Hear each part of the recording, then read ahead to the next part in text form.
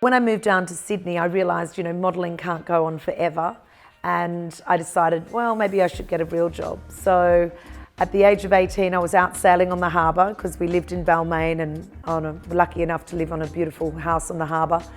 My dad had a boat, so we were out sailing, and this guy said to me, oh, you've got a really quick wit, you'd be good in foreign exchange. And I was like, what's foreign exchange? And he's like, currency trading. And I'm like, oh, wow, what do you have to do to do that? And he's like, oh, you just have to have a really good memory and, be very quick. So I was like, okay. So I went for the interview. Next day I find myself on a floor with 100 other men, 18 years of age, walk in the door. Well, I wasn't even 18 yet, not realising that you had to be 18 to trade. So 17 and a bit, walking into this new environment, 100 men, screaming, yelling, and I started on the cable, which was the English pound. And I didn't even know what a cable, the cable was.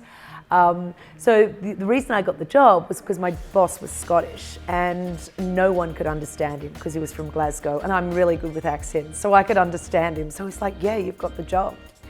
So it's quite a funny existence. You start off by having to remember people's lunch orders. You've got to, they'll send you in to do 10 different tasks and you've got to remember them. So normally it takes about a year to be a trainee. And this is in the late 90s. So it's pretty much male dominated. It was that whole Wolf of Wall Street sort of scenario. And I was really, really fortunate because I happened, and you quote down a microphone.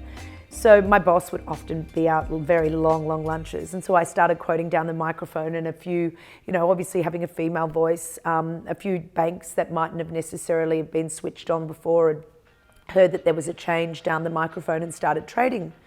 So a lot of times your clients, you never meet them. You're just speaking to them on the phone. And this is before computer trading. I'm starting to sound like an ancient giant now.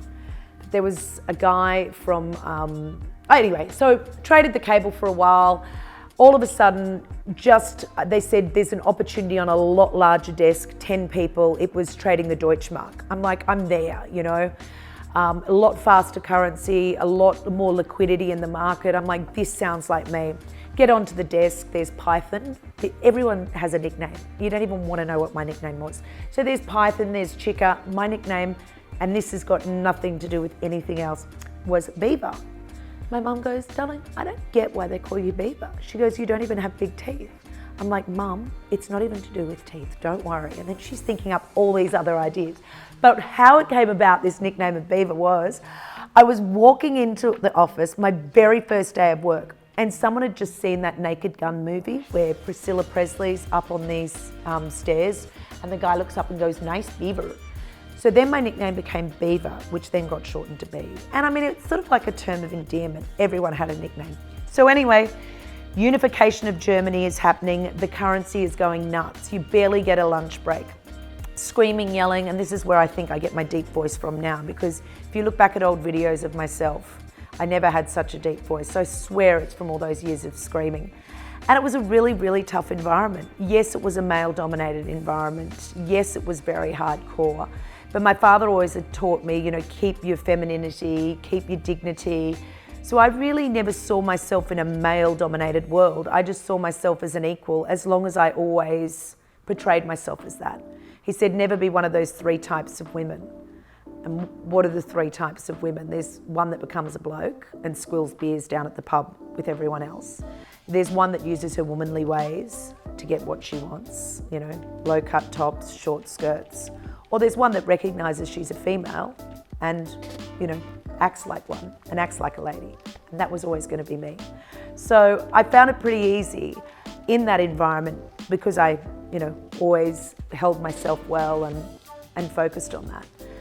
Life was pretty good in that job until I started to become very successful. And once you started to become really successful in that environment, regardless of being a male or a female, they'd attack you, because at the end of the day, your colleagues would attack you. It would be a constant barrage day in, day out.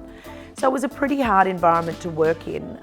We used to start, the late shift was 7 a.m, the early shift was 6 a.m. So, it was a really early start, and a lot of nights we would work till 7 at night when London closed. When London opened. So it was a pretty long day, and it really had started to take its toll, both physically and emotionally, on me. And I decided that, I was sick of coming into work every day and fighting in this environment.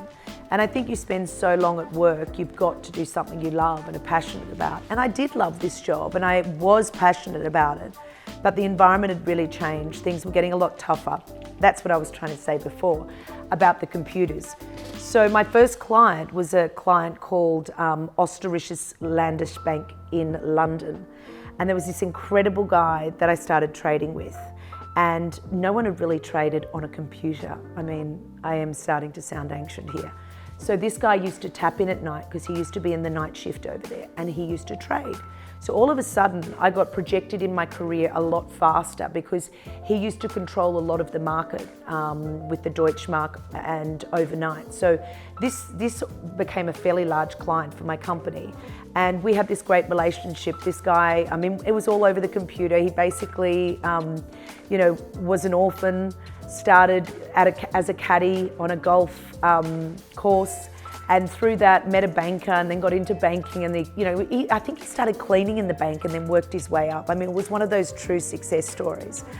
And so anyway, I became very successful within that career, but had decided that it wasn't for me. I'd never let anyone see me cry, but I used to go out at lunchtime and be in tears. I mean, now with all the workplace bullying, it never would have happened. I mean, this was the year where a girl got tied to a chair in a trading floor in New York and was virtually tortured. I mean, the gags that they used to play on you every day, you'd get up to go to the bathroom, you'd come back and there'd be tacks on your desk, tacks on your chair, and you'd sit on them and hurt yourself. You'd pick up your phone and there'd be boot polish on your black phone, and you'd end up with boot polish all in your ear. It was it was like being with a bunch of 12-year-olds that were all being paid way too much money. We were given huge expense accounts to go out and entertain our clients. So it was a pretty crazy time. I decided I'd had enough. And I'd always been in sales and marketing, although I'd studied property. I thought, I'm going to get into the property industry, now's my big chance. Anyway, cut a long story short, late 90s, the property market was dead. I was never going to get a job there. My sister was in hospitality, so I thought, great opportunity. So I went for a job at Ritz-Carlton hotels. I'd explained to them my client relations, how fabulous I was at selling the currencies.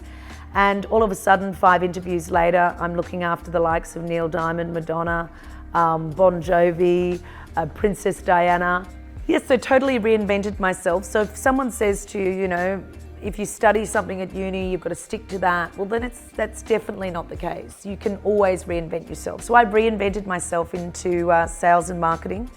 I started in one small territory, wanted to take on more work, was super organised, had fantastic sales techniques. This was when total quality management was sort of the big buzzword. So Ritz-Carlton were an amazing company that really, really worked on their systems. So I could find that, I took on a client base, but the way that my systems, and I would trace people to call them back on certain dates, it was incredible. I literally could do double the territory because I was so organised. So all of a sudden, I was looking after South Sydney, and then I moved into taking over North Sydney as well, and all of the North Side clients, because when you're really, really organised and you have fantastic systems in place, you can do double the work. Of course, it didn't mean double the pay, and I didn't, like so many people these days, knock on doors and go, well, if I'm doing the double the work, I want to double the pay.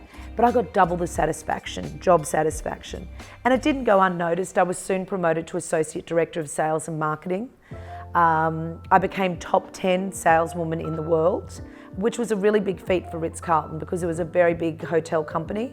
But I also believed in them. It was very much, you can sell anything if you believe in it. It was a fantastic product. We were the #1 hotel, both at Double Bay and in the city. So it was a really great company to work for. I used to get into work super early because I loved that buzz. When no one was around, I would just be on fire. I'm like, you've got this, Kristen. And I'd sit in and get so much done. So by the time the first work colleague came in at maybe 7:20, I'd already done maybe only 40 minutes work, but it was really concentrated work. I'd also managed to be able to sneak into the kitchen. We had a great German chef that no one got along with except for me, and everyone couldn't work out why. I'd go in and sweet talk him of a morning, ask him how his night was, and he'd always bake me fresh bread rolls for lunch. It was one of my favourite things about working in the hotel. Anyway, after working for Ritz-Carlton hotels for quite some time, I think I started with them when I was 21, it got to about 25. No, actually a little bit longer, probably 26. I was 25. Okay, so I was working for Ritz-Carlton hotels until I was about 25. And probably the best thing that ever happened to me there was when I met Princess Diana. So, but that's another story for another time. I'm talking about me and my life and my jobs. Okay, so why did I get out of hospitality? I'd literally worked my butt off again, but loved it. Loved every day of walking into work. General manager changed. The company was bought out. Ritz-Carlton Hotels was bought out by Marriott Group. A lot of changes going on. Neil Diamond arrived in town, fresh out of a divorce. I had to look after his mother first, and don't get me wrong, Neil Diamond's mother's a lovely lady, but very, very demanding. And I said to my dad, I really think hospitality, I'm done up to here. It's just, they were too demanding. I'd worked in it long enough. I'd really reached to the height that I wanted to get to. I was Associate Director of Sales and Marketing, doing exceptionally long hours. I just needed to mix it up. I'd been going out with a guy for 4 years. It was like, you know what, this is going nowhere, not the job nor the relationship. So I broke it up with him and I said to my father, Dad, I just want a holiday on my own. I don't want to go with a girlfriend. I'm 25 years of age. I just want to go where I don't have to think about anyone else. I'm sick of always thinking about other people. And he said, look, I've heard about this school in Italy, and you can go and study Italian and live over there for, 4 weeks. And I'm like, done, booked in. Next day I booked it, resigned from my job, I was out of there. Arrived in Italy to study, parlo la lingua italiana perfettamente. Allora,